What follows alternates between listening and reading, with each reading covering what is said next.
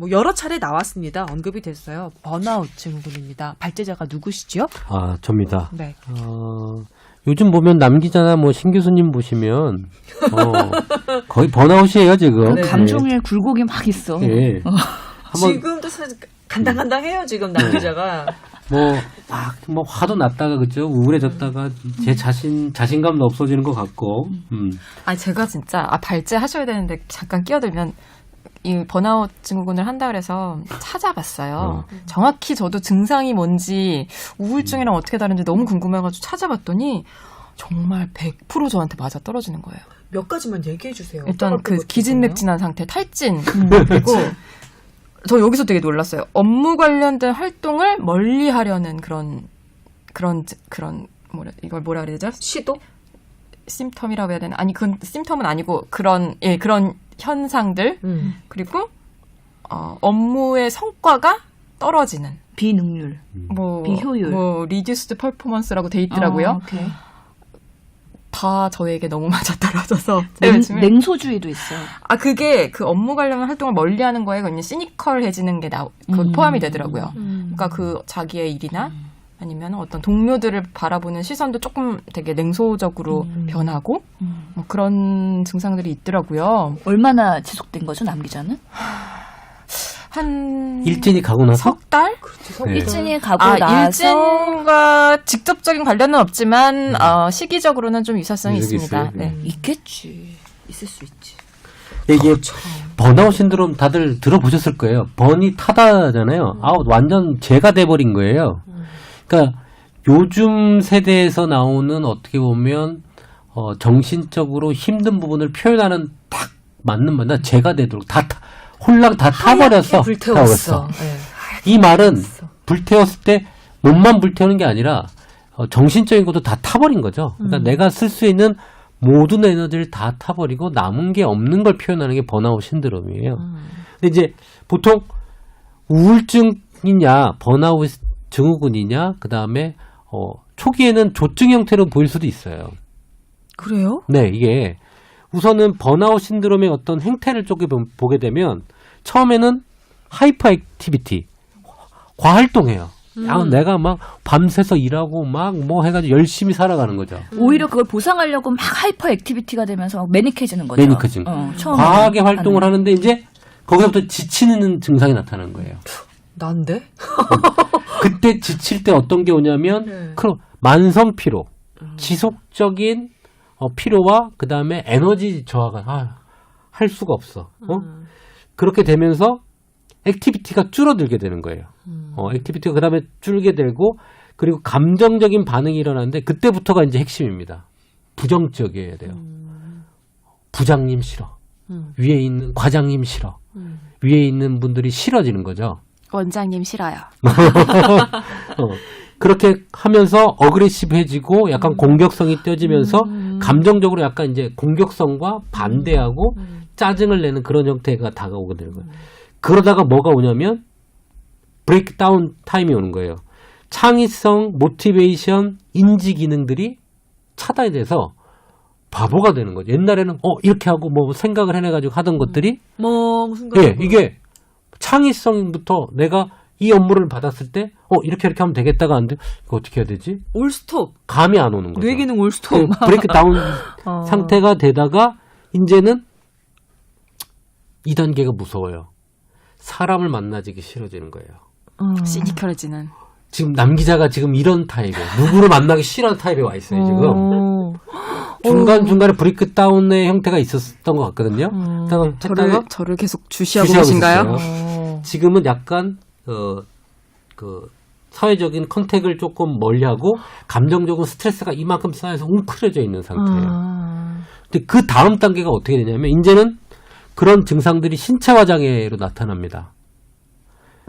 이다음부터 불면이 오고 위장관 계통의 문제고 심혈관계에 문제가 오고 그다음에 성욕이 떨어지면서 알코올을 점점점 섭취가 늘어나거나 약을 먹기 시작하는 형태가 될 때가 이런 신체화 장애가 시작되는 단계가 되는 거예요. 그렇기 때문에 아까 얘기한 대로 브레이크다운이 됐을 때 그다음에 감정적인 스트레스를 받았을 때 이게 우울증 형태로 나타나니까 사실은 중간 단계 이상 번아웃 신드롬의 중간 단계가 어떻게 보면 우울증하고 유사하죠. 첫 번째 단계는 조증하고 조증을 유사해요. 시작했다가. 이게 종합판인 거예요. 지금 현대 사회에 갖고 있는 젊은 사람들, 지금 열심히 일하는 사람들이 막 일하다가 갖는 종합판인 거예요. 그러다가 신체의 장애까지 나타나 신체 문제로 오잖아요. 그때 이제 사람들이 병원에 가기 시작합니다. 소화도 안 돼. 소화기내과가 괜찮다. 밤에 잠이 안 와. 촉촉하니까 괜찮대. 다 괜찮은데 결론적으로는 이건 뭐였냐면 처음에 막 쉬지 않고 일했던 것부터 시작이 된 거죠. 그 다음 마지막 단계가 뭐냐면 자살이에요. 왜 저를 쳐다보세요? 갑자기 자살이에요. 우리 모든 사람들이 남 기자를 눈빛으로 쳐다봐서 갑자기 이거 아니, 지금은 미안하다. 8단계까지 온 거 아니고 미안해. 우리 항상 옆에 있어줘야 돼. 아니, 시선이 그쪽으로 가는 걸 어쩔 수 없었어. 저는 사실 저거에서 조금 어긋난 게 저는 굉장히 오랜 기간 불면증을 겪다가 사실 불면증은 조금 해소된 상태라 그거 하나. 해강반절 수도 있어요. 근데 우선은 이 단계 부분 사그라들기 전에 갑자기 불이 샥 올라오는 혈강반절. 네. 근데 지금 신체화 장애가 어느 정도 좀 생기고 있는 것 같거든요. 그러니까는 그 6, 7단계 지금 선에 와 있기 때문에 이거는 조금 빨리 뭔가를 바꿔야 되겠죠. 임 원장님, 저의 이 개인 의료 정보를 그렇게 막 방송을 통해 공개하시면 어떡합니까? 예를 든 겁니다. 그러니까 위에 분들이 반성하셔야 돼요. 지금 SBS는. 위에 분들 VIP들이 안 들으세요. 네. 그래서 안 들으시면서 이거 다뤄달라 저거 다뤄달라 뽀얀거탑에서 이거 한번 다뤄보라 이런 얘기는 많이 하시죠. 네. 근데 저는 이게 번아웃 신드롬이 도대체 왜 왔을까라는 생각을 좀 해요. 왜 사람들이 이게 어떨 때 오냐면 변화가 없는 반복적인 일을 계속적으로 힘들게 할 때 오는 거거든요. 내가 가진 에너지를 다 불태우는 거예요. 잘 봐요.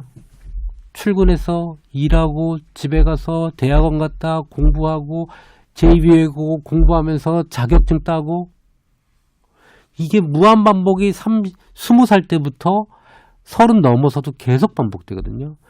어느 정도 자리를 잡아가서도 거기에 걸맞는 일을 하는 거죠. 퇴근이 있지만 퇴근이 없는 삶을 사회가 만들었기 때문에 이 번아웃 신드롬은 더 많아질 겁니다. 이게 단면으로 보면 우울증이지만 통으로 보면 번아웃 신드롬. 그래서 이 사람들의 메디컬 히스토리나 뭐 약 먹었던 거 심톰 이런 것들을 좀 자세하게 한번 그 시간별로 나열을 해보면 저도 환자들 보면 우울증인가? 근데 쭉 얘기를 듣고 환자 치료를 하면서 얘기를 들어보면 번아웃이 꽤 많아요. 근데 결과물들은 뭐로 나오냐면 루게릭, 파킨슨, 말도 안 되는 마비 증상, 언어장애, 기억장애, 기억상실 이런 걸로 왔지만 사실은 이걸 보면 아까 얘기한 제가 얘기한 프로세스를 겪었던 사람들이 결론적으로 신경이 손상이 오는 여러 가지가 나타나는 거예요.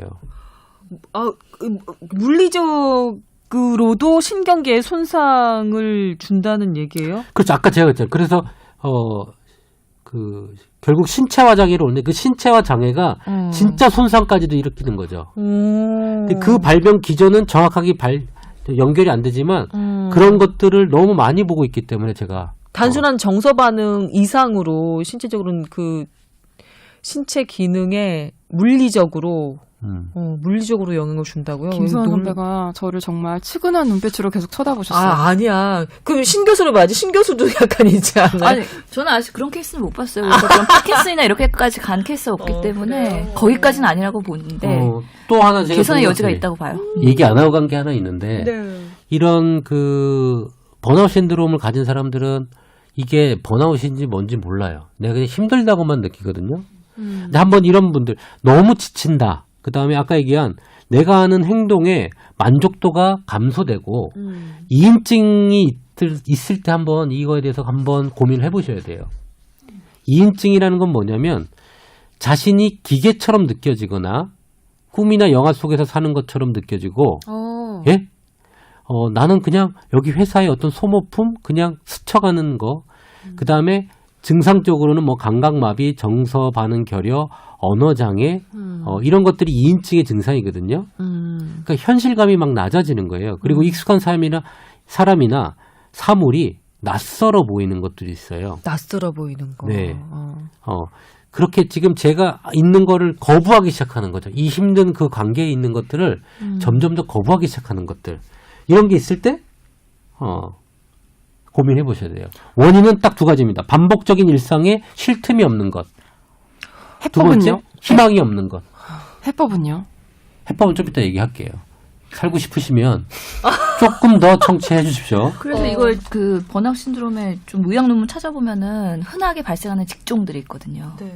가장 대표적인 게 병원에 있는 레지던트들.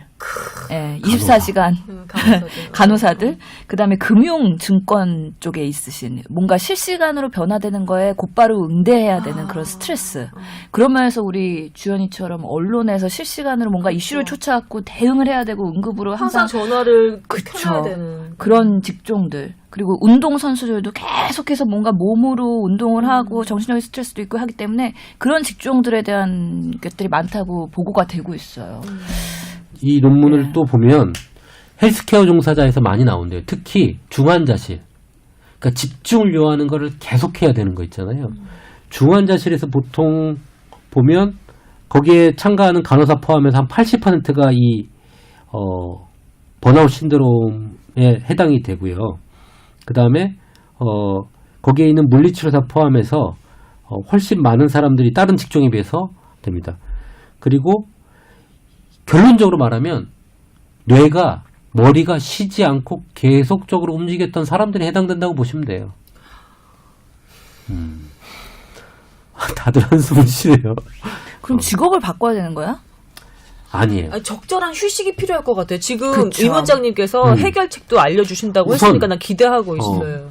그 잡의 그 만족도가 올라가야 되거든요. 이 사람들의 그 개선되는 그 항목을 봤더니 이런 그 번아웃 신드롬에 좋아지는 사람들의 항목은 딱 두 가지 정도로 추려지는데 이 우선 의료진이라고 한다면 그 의료에 관련된 내 만족도, 내가 환자를 치료해서 환자를 고쳤거나 내 만족도.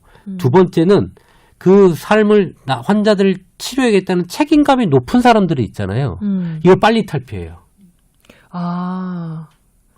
사명감으로 일하는 사람들? 예, 그러니까 조금 뭐랄까 만족도가 있어요. 내가 이 일을 하면서 일을 해서 내가 이 일이 너무너무 중요한 일이라고 내가 이라고 느꼈을 때. 판단하는 거예요. 그러니까 어떤 자존감일 수도 있어요. 이게. 근데 내가 하는 일이 너무 쓸데없고 재미없고 의미 없고 다른 사람에 비해서는 처져 있고 이런 게 아니라 내가 하는 일이 어떤 의미가 가지는 사람들이 빨리 탈피한다는 겁니다.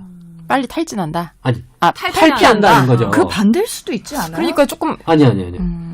그 다음에 이게 악화되는 사람들의 원인을 보면 이 일의 강도가 꾸준한 게 아니라 내가 예상이 안 되게 많았다가 적었다가 이 베리에이션이 큰 거 있죠.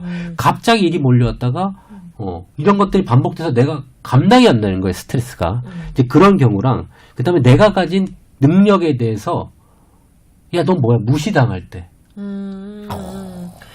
이게 악화되는 요인이에요. 굉장히 신뢰가 가는 리스크 팩터입니다. 세 번째 팩터가 그 동료들과의 불협화음이에요. 이 중에 두 개 정도만 있어도 이 BOS, 그러니까 번아웃으로 갈 가능성이 많기 때문에 이 조직 내 융화와 자기에 대한 자존감, 그다음에 능력에 대한 막 무시당했을 때 이런 것들이 좀 많이 발생을 하니까 이런 것들을 조금 조심해야 되고요. 치료는 딱 두 개예요. 큰 카테고리로는. 아까 얘기한 자존감을 올리고 스트레스를 다룰 수 있는 능력이 필요해요. 그러니까 내가 쉬면서 그거를 없애야 돼요. 빨리 버리고 오고 일자리로. 그리고 가장 중요한 게 일하는 환경의 재구성이에요. 그걸 개인 단위에서 할 수 있나? 힘들잖아요, 요즘은. 출근을 바꾼다든지 일하는 타이밍을 바꾼다든지 로딩이 아까 이게 많이 올 때 이거 베리에이션이 크면 심하게 된다. 그러니까 그런 것들을 일정하게 할 수 있는 다른 재구성이 필요한 거죠. 일의 환경에 대해서.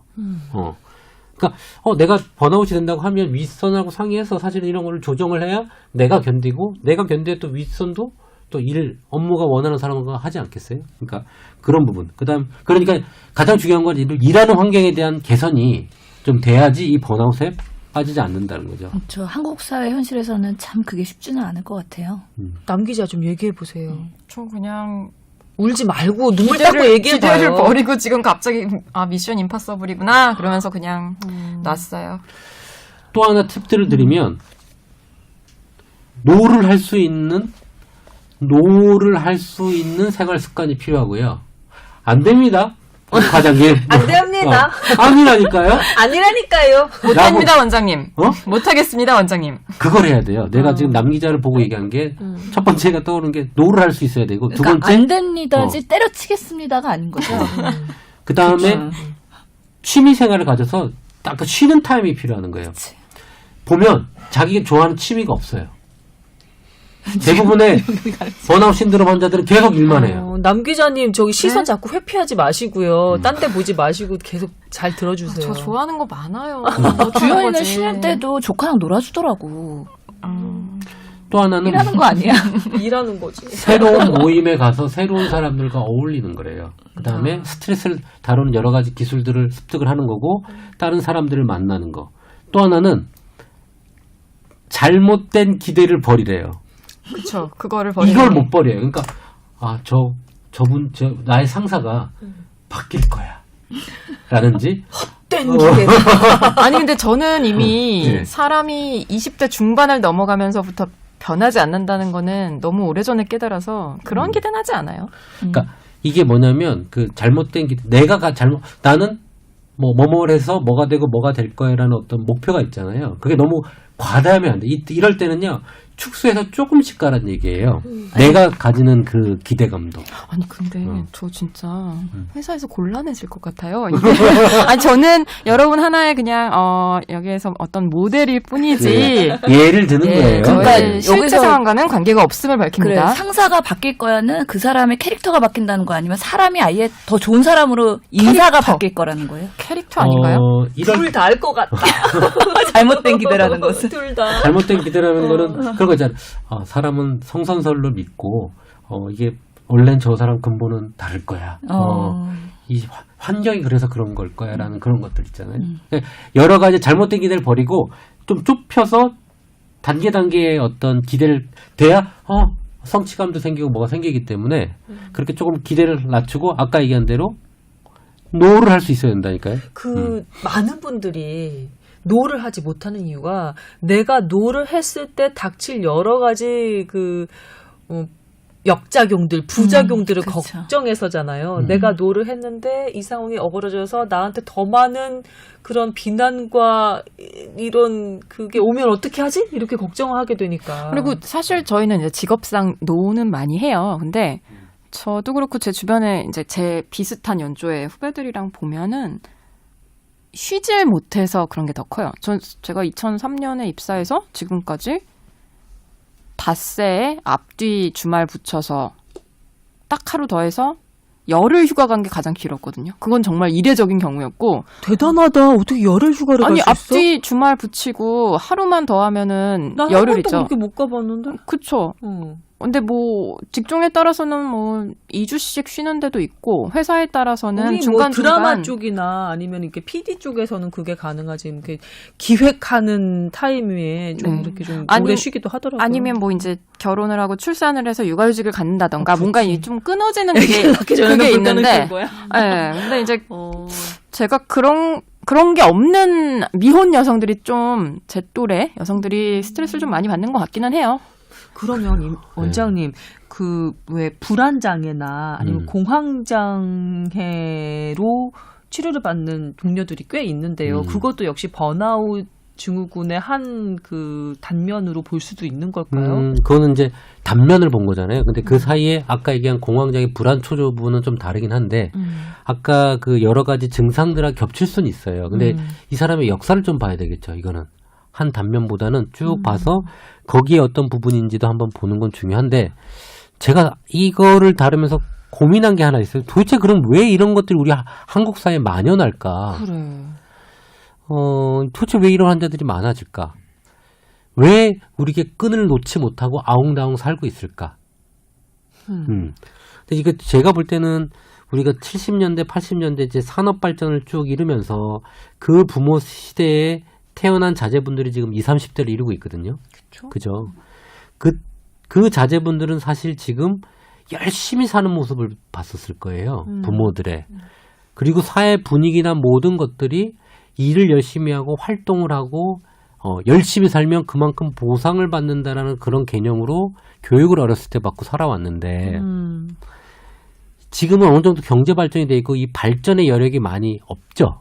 이게 성장 동력이나 여러 가지가 떨어진 상태에서 20, 30대가 그 당시에 했던 대로 똑같이 열심히 지금 살고 있지만 예전에 그 성취감을 못 느끼는 거라고 좀 보여요.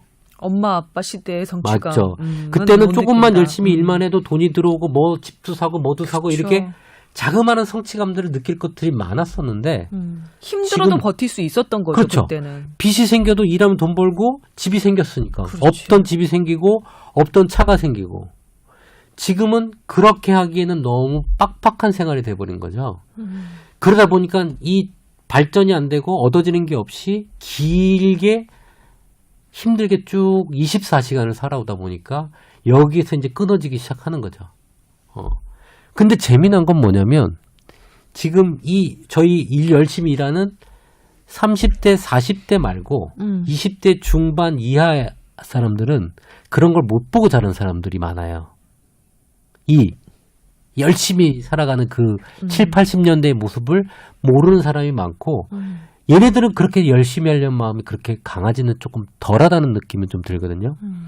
그래서 얘네들은 조금 뭐랄까 현재 지금 막 이 번아웃 신드롬에 시달리고 열심히 살아가 있는 곳과 조금 다른 그거는 좀 덜하지 않겠나라는 생각은 좀 듭니다. 세대 특성이 또 다를 수도 네. 있으니까요. 지금 세대 3, 40대 지금 느끼는 이 일의 강도나 로딩은 상당히 크고 좀 24시간 편중돼 있다. 주 5일을 하지만 주말에도 뭔가를 하고 있고 다른 데도 보면 주말에 뭔가 자기 개발을 해서 결론적으로는 그게 회사의 어떤 일하는 거에 도움이 되는 형태로 계속 이끌어 나가고 있거든요. 회사들이. 너무 빡빡해. 너무 그렇죠? 빡빡해요. 너무 빡빡해요. 쉬어야 돼요, 이거는. 일자리가 정해져 있는데 원래는 한 10사람이서 해야 할 몫을 5사람이서 하고 있으면 로드가 세질 수밖에 없잖아요. 그런데 이 로드가 세졌다고 박차고 나갈 수만은 없는 게 내가 이 일자리를 포기하면서 포기해야 될 여러 가지 다른 것들이 너무 많거든요. 월급 수준, 생활 수준, 그리고 교류하는 사람들 다 잃게 되니까 그게 겁나서라도 이 빡빡한 일자리를 놓지 못하고 계속해서 매진할 수밖에 없는 그런 상황도 있는 것 같아요. 뭐 번아웃증은 극복하는 거는 뭐 산책하고 쉬라고 하는데 저는 다른 논문이랑 쭉 보면 노를 할 수 있어야 된다. 그러니까 끌려서 상사한테 야, 이거 해봐. 저는 할 수 없습니다. 이걸 다른 일을 해야 되기 때문에 할 수 없습니다.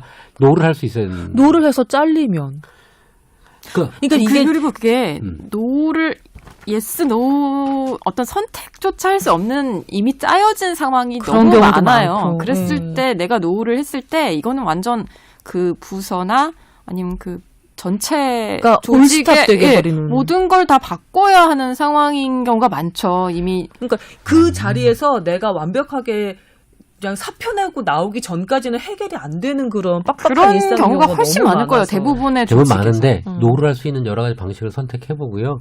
이거를 내가 일의 로딩을 적정할 만큼 만들라는 거죠.